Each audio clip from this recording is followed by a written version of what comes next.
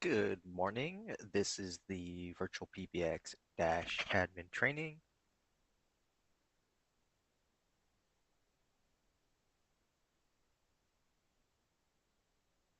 The training will last between 30 to 40 minutes, give or take load times. We do record these trainings, so if you can't stay for the whole time, that's fine. You can just come back later and finish watching at your convenience. This also allows you to share the link with other staff members who need to become system admins. Just as an administrative note, there'll be no training next Tuesday, which is October 15th, but we will be back again on October 22nd. With that, let's go ahead and get started. So here we have our dash login page, which is at dash.virtualpbx.com. I do recommend that you bookmark this page so that you have it at your readily available to you. To get logged in, we need three pieces of information. The first is your username. That's your email address, and it should be in all lowercase letters. We need your password, which is case sensitive and should have been emailed to you. And then the account name, which is typically your organization name, your business name. Could also be your own name. If you're not able to log in, just above the sign-in bar, there's a forgot your info link. You can click on that. It's going to flip the box around. Still need that username, right? That email address. And then we need one of the two following pieces of information. So we need either the account name or a phone number on the account. Click on the reset password box. That is going to send you an email. In the body of the email, there'll be a link that lets you log in temporarily just to change your password. If you try to do anything else, it allows you back out. Once you're done changing your password, it will also log you back out. So you can come back here, log back in. You can also click on Remember Me and then click on Sign In. Once you get signed in, generally speaking, it's going to take you to your dashboard page, which gives you a brief snapshot about what's going on with your system at this time. Now, up at the top, you have your name. You can click on your name at any time, and it's going to open up a big pop-up, which takes you to your user account page to default. So this is where you would go to change your password if you got in the first time without having to do the reset password link. And so then you can change your password here. You can also change your time zone and language. As a system admin over here on the left, you can click on account. And you can change the time zone and language for the entire account, which typically time zone is the main thing that people change. As system admins, you can also manage your add-ons. This includes things like virtual text forward, multiple auto attendance, advanced reporting, dynamic caller ID. You would click on little toggle here to enable it. There'll be a pop-up that comes up to let you know what the additional cost is per month. You have to confirm that to continue, so then it adds it onto your account and then it's available for you to use. The billing portal here on the left, if you click on that, there's a link here in the middle that takes you right to the billing portal. It will ask you to log in. It's going to ask you for your email address and then let you log in, but that's where you would go to change your payment method or see previous invoices. All system admins have the access to cancel the account. So you need to be careful about who you're adding as system admins.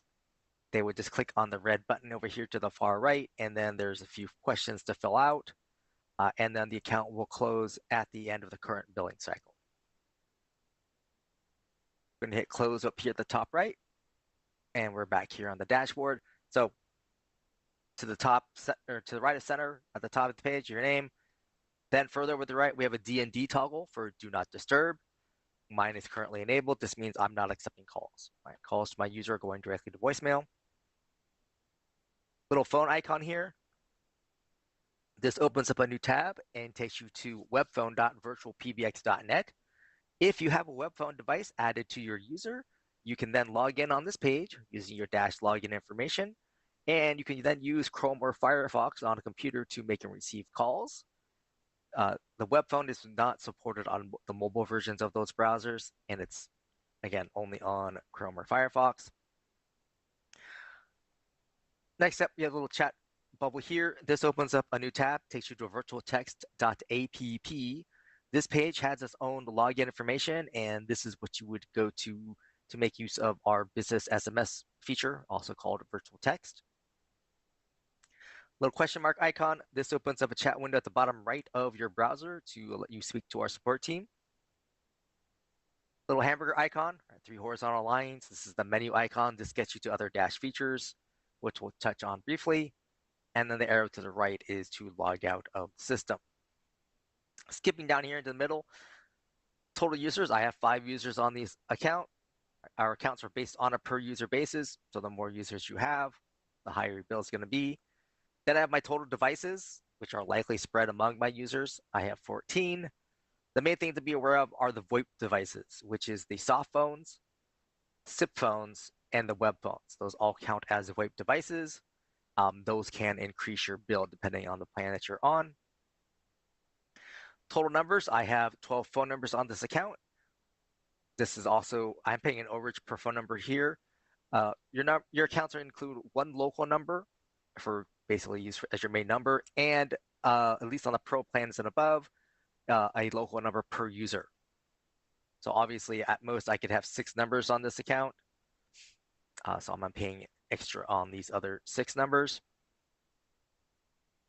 Conference bridges, I have 2. That means I've enabled conferencing on 2 of my users, so they can host or moderate a conference. Towards the top right here, I have my main number block. So these 3 main numbers, they all go into the same spot of my system. In this case, they're all going to be playing the same main greeting. Conference number, you can have multiple conference room numbers if you want, but they're all going to the same conference rooms. This is the number that everyone dials to join the conference. That includes your staff members. The fax box number, this is your inbound fax number. You can have one main fax box number. This also allows you to edit your fax box to allow for outbound faxing, which we'll get into later. The company directory, there's 2 links here. One is CSV, the other is soft phone. The CSV is just that. It's a CSV file. You open it with your favorite spreadsheet program.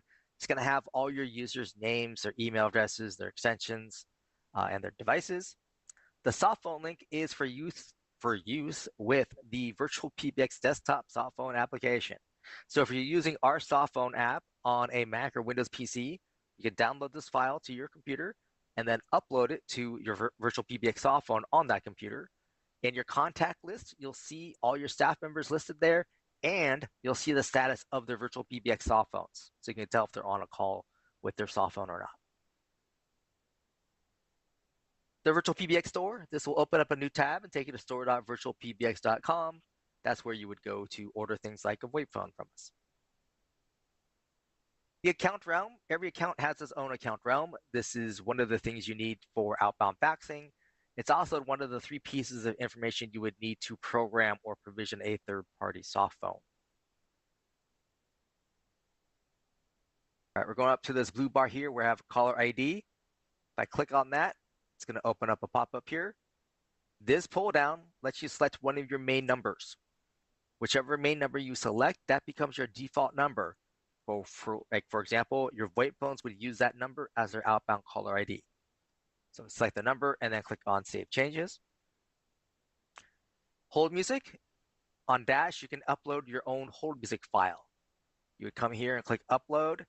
Find the file on your device. It needs to be a .wav or MP3 file up to 1 megabyte in size. Click at the little up arrow icon and then Save Changes.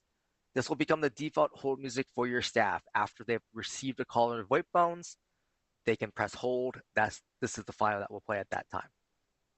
Now, ours is part of main number, but we don't want to get into main number until we have things on our system to get set up.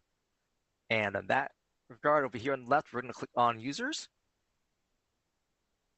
Here is my user page, shows all my users on the account. The people with the blue suit icon, these are system admins. They can make all the changes we're talking about here. People with the gray person icon, these are my standard users. So they have very limited access. Up here at the top, you click on add user to add a new user to the account. There'll be a big pop-up here showing up, and you fill out the form. The main thing to keep an eye on here is the email address used for login. This needs to be unique for each user. This is how the system communicates with your staff, like voicemail notifications, password resets. Again, you can change the extension number to whatever you want to use. By default, the system will automatically create a voicemail box for this user, basically saving you a step. Here's your option to have the user show up in the user directory. Here's an option to send emails to an alternate address. If you put a check mark here, little box shows up. If you don't want those voicemail notifications and password resets to go to the email address that you put in for login purposes, you would check this box and put a new email address in this space here. Now, both the second and third options here, you can change at any time. This last option here, send credentials to the user. Put a check mark here. When you click on either of these two buttons at the bottom, the new user gets an email welcoming them to the Dash account, and it gives them their login information. Create user is if you're only creating one.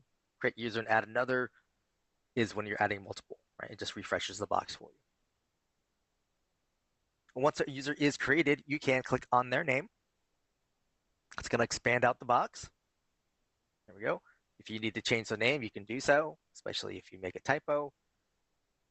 Here's your option to change their credentials, right? You can change their either username or their password. There we go. Also, you can send the password reset email directly to them. Here's the option to be sent emails to an alternate address. Here's the option to send to or add to the user directory. This pull down over here to the right by the person, this lets you change a user into an admin or an admin to a user. Little clock icon, this pull down lets you change the time zone for the user. So that way their voicemail timestamps are correct for their time zone. Little flag icon, this lets you change the display language for these web pages for that user. You have English, French, German, and Russian. Ring and timeout by default is 20 seconds. This is plenty of time to send calls to a landline or a VoIP phone. If you have a person who's only using a cell phone, you'd probably want to increase this to 30 seconds or possibly more. Any changes, click on Save Changes. Extension box. You can choose to have a user have multiple extensions. Just click on Add Extension Number and enter that additional extension number and then Save Changes. Users can have their own phone numbers. If you choose to have a phone number added directly to a user, it only rings to that user, right? Bypasses anything else on the system. This phone number is available 24/7. Doesn't have any closed hours or anything like that. Your options are from adding from spare or buying new. If you look in the show notes, there's a support page link there. You can just do a search for adding a phone number or a DID phone numbers in this case, and that will show you the complete steps about adding a phone number. The device box shows the devices on a user. The main thing I want to show here is adding the VirtualPBX soft phone. So you would click on New, and then select the third one here, Soft Phone. You're going to get this warning message. Please read it at least once.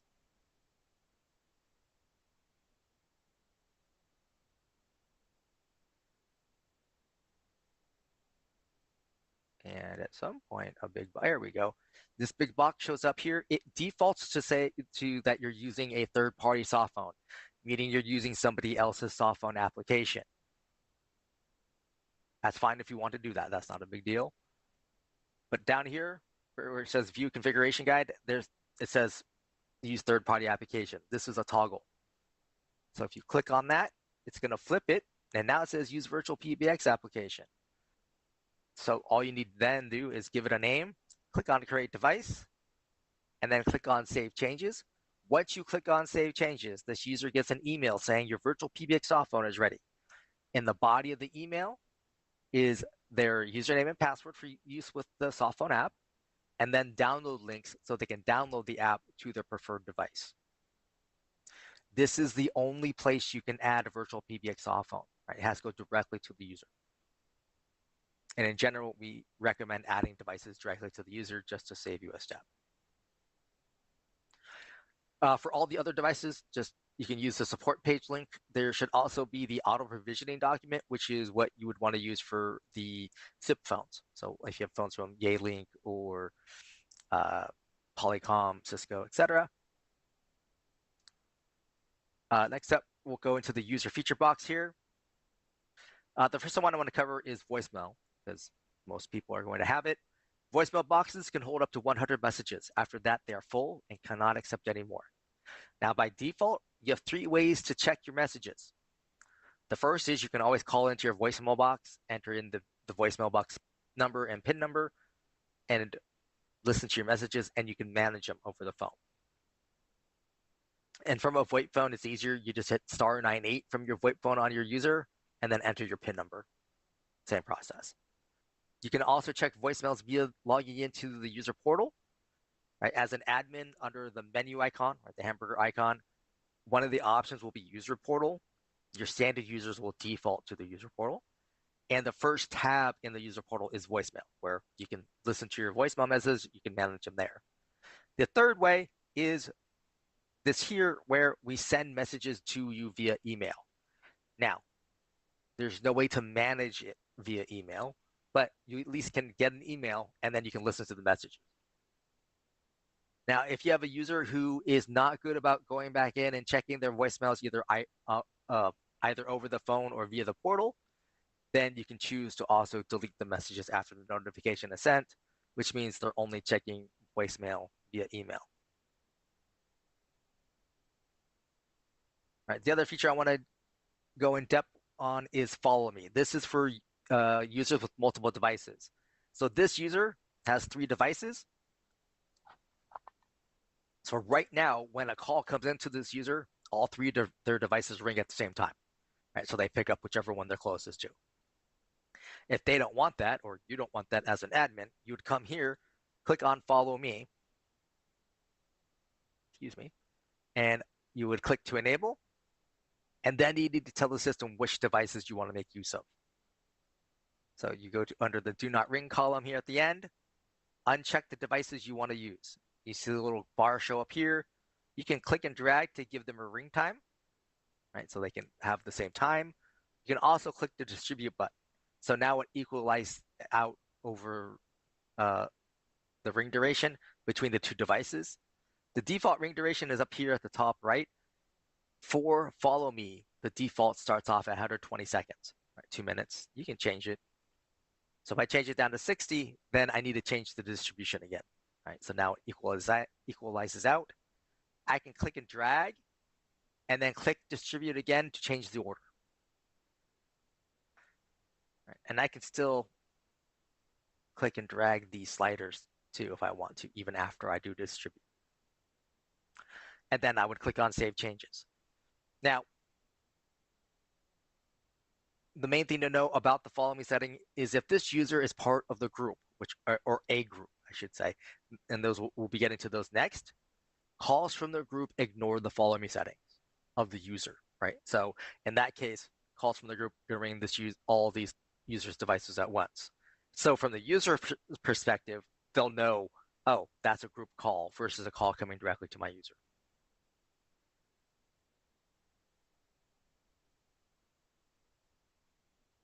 All right.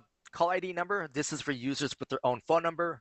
This allows you to then change their outbound caller ID from their VoIP phones to be that number that you've assigned to the user. Fax box, this allows you to have this user have their own fax box. You can assign a new phone number to that fax box, or simply use an extension. I recommend using a phone number. Conference bridge, this allows a user to host or moderate a conference. Call forwarding, this allows for call forwarding, basically forwarding to an outside phone number. If a user already has their cell phone as a device on their user, and it's one of, like in their Follow Me settings, for example, you don't need to make use of call forwarding unless there is another number instead that they're forwarding to. The other reason to set this up would be for someone who only has a VoIP phone. As an admin, there's the failover mode call forwarding, which means the VoIP phone goes offline, call comes in, you could have it already set up to go to their cell phone number as a backup, or any other phone number for that matter. Customized call recording, this allows you to record both inbound and outbound calls. Music on hold, you can have a specific hold music for users. Just upload an MP3 or .wav, and it only plays for this user when they press hold on their VoIP phone. Do not disturb. Click to enable. That way this user is not getting calls, i.e. someone had to leave for a meeting and did not put themselves in do not to serve. For example, hot desking is a VoIP phone feature designed for a shared office environment or hybrid scheduling. Basically, if people don't have an assigned VoIP phone that they sit at every day, you can set this up and the user can then log into the VoIP phone that they're sitting at for that day, and calls for the user will ring to the phone they're sitting at. Then at the end of the day, they log back out. And then they repeat the next time that they're in the office. For more specific details on any of these features, use the support page link in the show notes and do a search for that specific feature. There'll be step-by-step instructions as well as screenshots to let you know what's going on. All right, next up we have groups, also referred to as hunt groups or ring groups or departments. Right, group of people answering call about a similar topic, generally speaking. Up here at the top, you would click on Add Group. You need to give it a name. You need to give it an extension number, and then click and drag your staff members that you want to be in the group. Click on Create Group. Once a group is created, you can click on the name. It's going to expand out. You can always change the name. And then you have group call attempts. This is how many times the system will offer an inbound call to the members of the group. There's little arrows here so you can change that as you need to. If you need to remove a group, you can click on Delete Group. Otherwise, you would click on Save Changes. Then we have the members box for the group. This shows your staff members that you've assigned to the group and how you're offering calls to them. This is an example of blast ringing or ring all. So all users ring at the same time. Whoever picks up first gets the call. Downside of this is, right, you can have multiple people pick up the call at the same time. Only one of them gets the call. So those other people may get dead air. Now, this setup is also similar to the follow me settings, right? You have timestamps up here. It defaults to 120 seconds. You can change that as you need to. You can also click distribute. So now calls will always go in this order. Now, calls into a group do not skip a member of the group, right? So call comes in, Dante answers it. He's helping that customer. Second call calls in, hits the group. Dante is still offered that call. So like if his phone supports call waiting, he'll hear a call waiting beep. The customer won't. And then after the allotted time, it rolls over to the next user, right? So then David's on a call. Third call calls in, right? That third caller is going to have to wait on hold for 80 seconds, basically, before Jeanette's offered a call.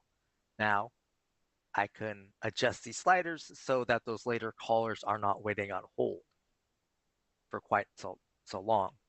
If you're on our Ultra plan, you would probably want to look. You can look at using ACD queues instead, the call center.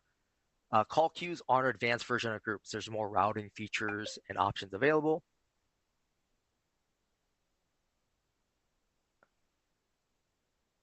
Here's your option to add users to the group if you need to add more people. You can unassign if you no longer need a person. Just like under the follow me settings, you can also change the order and then click distribute if you need to change the order of how calls are offered. Extension box, you can have groups with multiple extensions. Let's click on add extension and then enter the new extension number. Groups can have their own phone numbers. Just like on users, this phone number is available 24/7 and it bypasses anything else on the system, right? It goes directly into the groups and rings the users.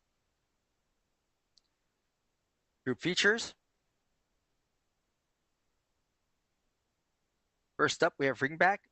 This is essentially hold music on the group. We click up here to enable, upload a .wav or .mp3 file. The main thing to know here is that the system will not loop the file for you. So you want to make sure that the file you upload will play as long as your total ring time in the group. Right, default's 120 seconds, so make sure your file is 2 minutes long. Click upload, click browse to find the file, up arrow, save changes. Next action. What do you want the system to do if people aren't able to answer the call, right? So if your staff can't answer the call, click here to enable. And then in this pull down, you choose where on the system you want the call to go to. Typically, it's a voicemail box that's chosen, but you can select it to go to a different group, a specific user, a device, etc., and then save changes. Allow call forwarding. If you enable it, that means your users can make use of call forwarding. Call ID prepend. This is a VoIP phone feature. If you enable it, you can add either text or numbers that shows up on your staff members' VoIP phone's displays in front of the caller ID, right? So customer Mary calls in the system, reaches your staff member Bob's VoIP phone. On his VoIP phone's display, he'll see the word, say, for example, support, and then he'll see customer Mary's phone number. So that lets Bob know the kind of call he's getting. All right, so now that we have users with devices and groups, we can go ahead and go to the main number.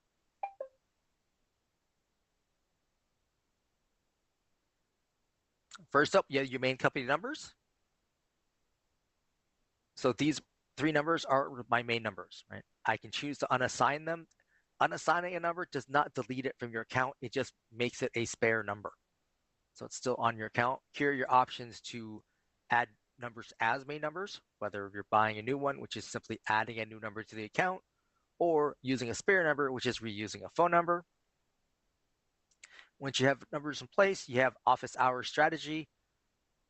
You have 24-hour open office or custom office hours. If you choose custom for each day of the week that you're open, put a check mark in front of that day, and then set your open hours in 24-hour or military time. Down here at the bottom, you also have the option to say that you're closed for lunch at the same time every day. And then set your lunch hours in 24-hour military time as well. And then click on Save Changes. Office holidays. If you're closed for holidays, put a check mark here. And then over here on the right, you have a add holiday option. You have single day, date, range, or advanced. Each one of these creates a new row. Single day. In all cases, you give it a name. Right? Then you choose for single day, the month and the date, save changes. Or date range, you choose a start date and an end date, and then save changes. Advanced, you choose the month. In the second pull down, you have first through fifth as well as last, and then the day of the week, and then save changes. If you need to remove a holiday, click on the little trash icon at the far right of it, and then save changes.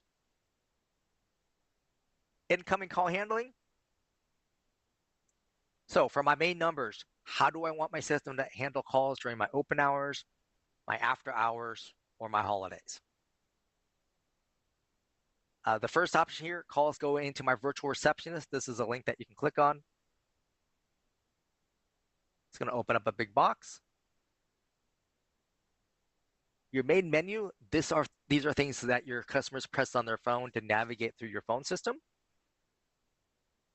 And then you would click on Add Route to give yourself more menu options. The first pull down here, you have 0 through 9, the star key, and the default action. The second pull down are things that you've created on your system, users, groups, devices, etc. That's why you want them in place first. Then you have your greeting options. Text to speech, you type in a greeting, the system reads it off. It's a computerized robotic voice. Upload your own file, .wav, .mp3 file up to 1 megabyte. Choose from an existing recording. This will show a pull down with all your existing media files. You record over the phone. By default, the system wants to use a VoIP phone on the account. That's what it means by a phone registered on the account. If you don't want to do that, or you can't, then what you would want to do is under settings, and where it says allow outside recording, turn this on. This allows you to call in from any phone number to record over the phone for your main greeting. The reason this is off by default is a security feature. Now, you also have a PIN number. This PIN number is specific to this time of day for your main greeting. Right, so if I called in on Saturday when I'm normally closed, this PIN number will not work. I'll get an invalid entry message. The other thing to be aware of is when you call in and record over the phone, you are overriding the existing main greeting that's already there. So please be aware of that. Professional recording services, there's an order button here. This will open up a new tab and take you to a company called Snap Recordings. where you can order a professionally done recording from them. They'll email you the completed file, so then you would come back here to upload your own file. They bill directly. It's nothing that we involved in at that point. Number of retries on missed dial. This is how many times your inbound caller can make a mistake. So in this instance, they can make one mistake, which means they have 2 total attempts. Dialing timeout. This is how much time the system listens for an additional button press before it assumes the inbound caller is done, right? I.e., they're trying to dial an extension number. Allow dialing extensions by default. This is on. This means that if the inbound caller enters a valid extension number, the system will transfer the call. If I turn this off, they can only press one of my menu options. Suppress playing of invalid entry. So customer calls in and they keep making a mistake. Eventually, the system will say, we did not recognize your entry. Now, if there's a default action in place, then it will transfer the call to that default action, right? If not,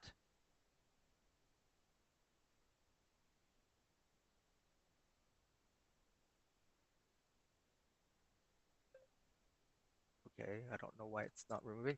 If you don't have a default action in place, this system will say, we did not recognize your entry, goodbye. So if you have a default action in place, you may want to turn this on, so that way the system just transfers the call, right? It doesn't say anything about we did not recognize your entry. All right, any changes you make to your main menu, your greetings, or your settings, you need to click Save down here at the bottom right. When you take them back here to incoming call handling, click on Save Changes. All right, for my after hours, I'm using the second option. This is the live operator answer option, meaning this first pull down here, you're selecting something on your system, typically a user, a group, or a phone. You're giving them a chance to answer the call first. If they can't pick up, then the call is sent to your virtual receptionist. Now, this is my after hours, so I have different menu options and likely a different greeting, but beyond that, it's the same concept as before. Holidays, I chose this third option. This first pull down, something on your system, user, group, device, etc., or even a media file in this case, because it's the holidays. And then the second pull down is a voicemail box on your system. The option I actually chose is this other one, which is skip the voicemail. Don't bother with any other special greeting. Send it to the voicemail box. And the voicemail box in question has a voicemail box greeting, which is why I'm okay with not having a message. And then save changes. Main conference number, you can have multiple conference room numbers if you wish. They're all going to the same set of conference rooms. You can also do a custom greeting, which is simply text-to-speech. Just type in what you want to say.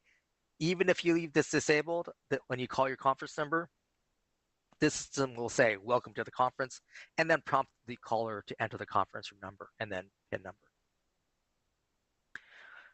The main fax box number, you can only have the one main fax box number, but once you have it here, you can edit the fax box. Inbound notification, in the box to the right, you would enter an email address. That email address is sent a message every time a fax comes through.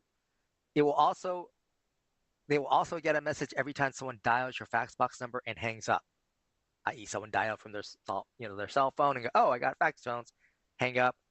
This person will get an email saying there was a failed inbound fax attempt. The email permissions, this is designed to put either your company email domain in the box to the right or a specific email address. And this is who you're allowing to send a fax out on your account. So in this instance, everyone at VirtualPBX can send a fax on this account, even though they're not a user on the account. Now, to do so, they would create an email from their virtualpbx.com email. And in the to field, they follow this basic format here, which is +1 area code and phone number that they're faxing to, the @ symbol, and then the account realm. Then they just need to attach a PDF or TIFF file. The system does not transmit anything that's in the subject line of the email or in the body of the email. And it's only going to transmit a PDF or TIFF attachment, and only one attachment per email, only one destination email address per email. Auto attendants, this is an add-on feature. This allows you to create multiple auto attendants for things like submenuing, or if you have multiple businesses that you want on the same account.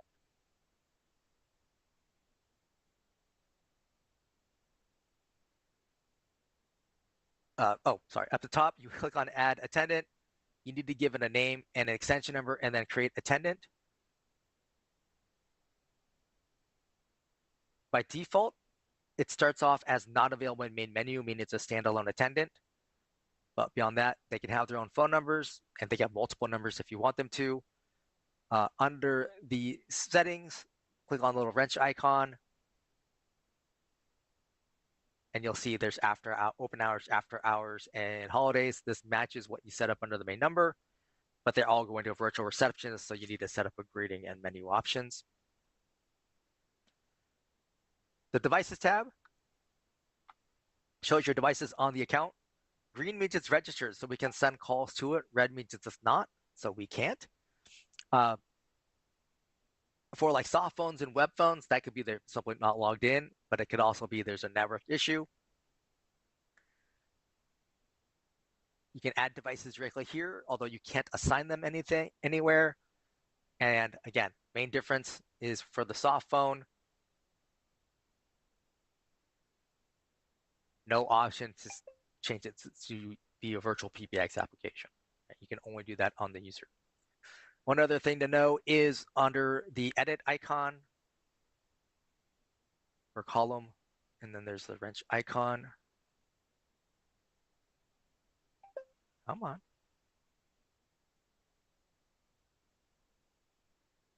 So under advanced, you can set up the emergency caller ID for a phone. So each of your phone numbers can have its own address for the purposes of E911. So then you can assign that phone number to a specific phone. So like your staff member Bob works from home, you can make sure that his VoIP phone has a phone number that has his address for the purposes of 911 only. Right, so when he calls, if he has to call 911 from his VoIP phone, his address gets sent to emergency services, not your corporate headquarters. Greetings, this is your greetings manager, shows all your media files on the account. Up here, you can add new greetings, which means you're just uploading them. All right, give it a name, click browse, create greeting, .wave.mp3 up to 1 megabyte.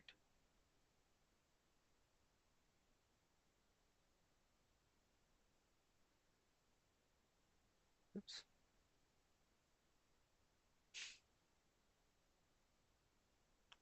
Name of the file, obviously, it's whatever it's called. Upload means was uploaded to the system. TTS means it was created under your virtual receptionist or one of your auto attendants. Recording means it was recorded over the phone. You have the option to play back, so you can just play it back in your browser to see if it's still relevant to you. You can download it if you want to keep a copy of a greeting on your local system, which I would recommend for your default main greeting. You also have the edit icon here. You click at the wrench icon. So here you can change the name so you can make a file in a name that you can easily recognize, or you can get rid of it if you no longer need it. Numbers takes you to your numbers and use page. This shows you where they're assigned. Spare numbers, these are the numbers you're not using. You put a check mark in front of one of them, then you have the option to delete it, confirm the deletion, and then it will be removed from your account. You can also buy numbers, so you can add more spare numbers here. You can also port a number, which is moving a phone number from one carrier to another. Definitely use the support page link there to do a search for porting for all the steps on that.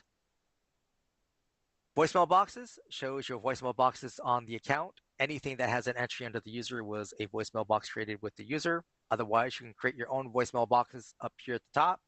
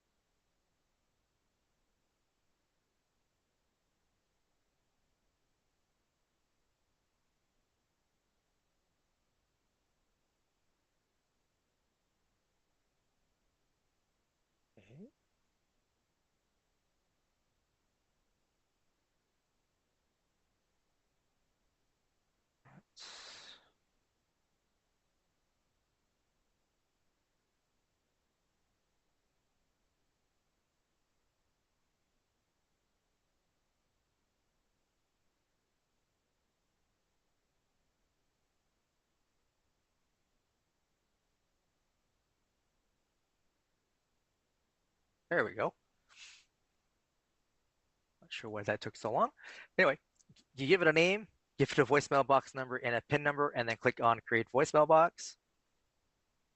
Once a voicemail box is created, you can click on the little wrench icon. Main thing to know is a voicemail box number is not the same as an extension number, but you do use that voicemail box number and PIN number to check messages over the phone, or as well as update the greeting.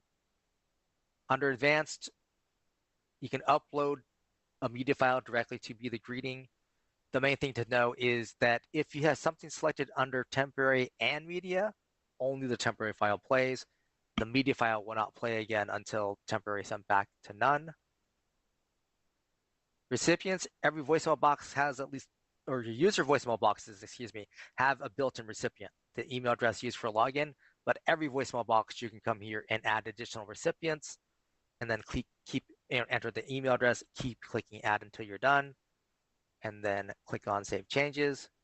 And then the options here for voicemail boxes that you create manually, you'll want to double check to make sure that you have the attached email or attach voicemails to email selected, which is this one down here. For a voicemail box you don't want to get full, you can always also choose to delete after notification. And then save changes. Text forward, this is an add-on feature. This allows you to have phone numbers accept an inbound text message and then forward the message on. It is not for two-way communication. You would just click on add number, select the number, and then where you want it to go. Virtual extensions is a plan-specific feature. This allows you to add additional extension numbers without adding a full user. These are limited. For one, they're not users, so you can't add them to groups or to call queues. Additionally, they can only have one device, and they cannot have the VirtualPBX soft phone, mostly because there's not an email address associated with it to send the credentials to. Call logs, this shows your call history on the account. You have today, this week, this month, and you can go custom. The custom will let you go back up to 1 year. After that, you can't go back any further. You can contact our support team and they can create an escalation for you. Our engineers can only go back up to 18 months. The green arrow to the right, that's a call coming into the system. You can click on it to see which devices, if any, it rang to. In this case, it was none. Yellow arrow to the left is a call going out from my system, typically meaning an outbound call. You can download these as CSV files. So if you're good with spreadsheets, you can get some more information out of them. Feature codes. These are ways for your VoIP phone users to access Dash features directly from their VoIP phone. Again, use that support page link. You can do a search for feature codes or the phone command cheat sheet. Next up, under the menu icon, oops. Oh, it changed the order here. Okay, first up here is call center. This is for if you're on the Ultra plan.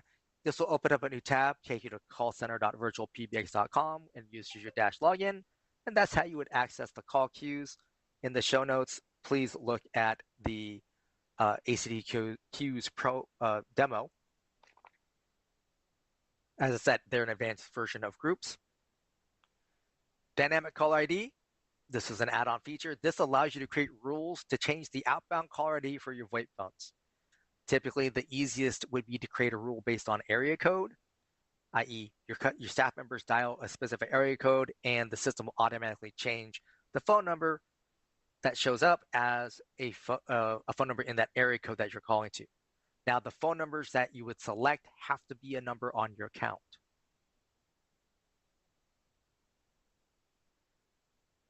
Faxes, this is your fax manager. So you can get to any fax box on your account. So you can see your fax history, both inbound, you have an outbound tab, as well as an email to fax log. If you have an entry here on the far right, there'll be a little eyeball icon, and that will give you greater information about what's going on with that error. Reports, this is the advanced reporting feature. In the show notes, look at the advanced reporting demo. This opens up a new tab. It takes you to reports.virtualpbx.com, which has its own login information. Again, this is an add-on. Voicemails, this gets you to your voicemail tab. This lets you get to any, as an admin, get to any voicemail box on the account. So you can see if a voicemail box is full and manage those messages. Let's do, there we go. Oh. So if there's a message here, there's be a box in front that you can change the status, as well as you can listen to it. Integration AWS, this is an add-on feature as well. This allows you to link your Dash account to Amazon Web Services. And from there, from Amazon, we would need the access key, the secret access key, and the bucket.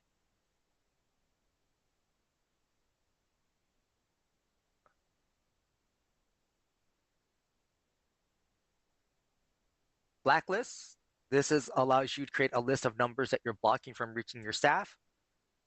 You're definitely going to want to use the support page link for all the steps involved in that, but basically you add +1 area code and phone number, no spaces, dashes, or parentheses.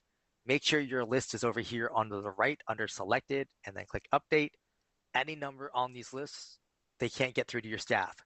Now, the calls from these numbers would still show up in your call log. They would just show up as rejected. Call recording. And on this account, it's taking me to my AWS interface where I could see any call recordings I have on the system. If you don't have AWS on your account, this would instead take you to recordings.virtualpbx.com.